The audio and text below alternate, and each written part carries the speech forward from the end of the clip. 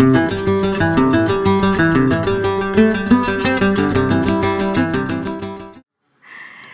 good morning, everyone, and thank you for joining us at this panel. I'm Patice, and I am the Training and Support Program Manager of Green Destinations. I'm usually more charming with my voice, but at the moment, it's gone. But that's not going to stop us from having a very productive and enjoyable and knowledgeable session. So thank you once again for joining us. So our panel is called Climate Action, Measuring and Reporting. And we all know that understanding climate action starts with measuring and for addressing climate change effectively. Accurate measurements allow us to track progress and help us make better informed decisions. Today, we will discuss challenges and solutions in collecting, analyzing, and utilizing data for climate action in tourism. As I mentioned, I'm Patice, and I'm from Green Destinations, Training and Support Program Manager, and I have been working for almost a decade in tourism, originally coming from my home country in the Philippines, working specifically more in the marine sector, and now I've transformed and moved into the international tourism platform. And today I will be discussing the challenges and opportunity for measuring destination carbon footprint. Yes.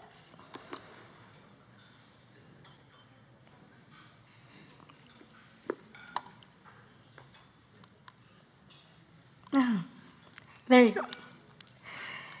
So I will start off first with showing some slides of the analysis that we've made with our destinations in the awards and certification program. And these are based on average scores of destinations. And these are some of the highest scoring sub-themes. So for human respect, for people and tradition, for nature and animal and experience. But our lowest scoring sub-themes mostly involve climate change, actually. And climate change adaptation, business involvement, and energy, sustainable mobility, and climate change. And some of these themes cover the most important criteria that we will be discussing as well today. So these criteria involve responding to climate risks, energy consumption for enterprises, greenhouse gas emissions for enterprises as well. And in the sub-theme of energy, sustainable mobility, and climate change, it's about the destination greenhouse gas emissions and climate change mitigation, and reducing transport emissions from travel. And these are just some of the challenges that we've been discussing with these destinations. So first one is data availability and quality. So the process of collecting data, what data to collect, what information to collect, how do they collect these data, these information, how do they interpret data, and especially given the complexity of tourism supply chains, how do we all get them together and actually focus on it as a destination and work on it as a destination. Another one is accessibility and also the lack of resources, the knowledge and the skills to actually start with measurement, with the time as well, and even with funding. We talk to many destination managers, and we always get the issue of, well, I have this event happening. This is not really the priority of our DMO at the moment. Or I'm just one person in the DMO. I can't handle all of this. And it's an issue that many destinations, from big to small, from emerging destinations, these are just some of the challenges that they are facing. And when we talk about destinations, we cannot also not discuss about involving the enterprises, especially the small, medium enterprises. So this is just from statistics within the EU. In the last survey of SMEs about their sustainability practices, 89% have said that they have taken at least one sustainability action. And this usually involves improving work conditions, recycling, reusing materials, reducing impact on natural resources, reducing energy consumption. But there's less focus on developing sustainable products or services, evaluating their impact on enterprise and on society. And there's still 10% that has not taken at least one action. And we can say that, well, SMEs, they don't really have a large footprint. And it's true compared to the individual emissions per firm of large companies, but when we take them all together, actually SMEs have a very significant impact in terms of their emissions as well. And so with green destinations, what we have tried to provide as solutions or support to destination is first to have, of course, a destination carbon footprint calculator.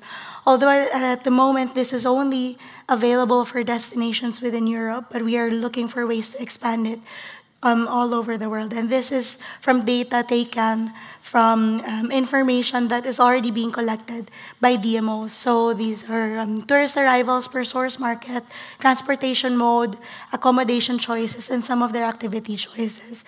And I was just reading this morning that, like we will never be able to have a full calculation of everything. But what we can do is have the best estimate of what we can do. Maybe we'll learn more today, from the different tools and from the different people that we'll be having on stage.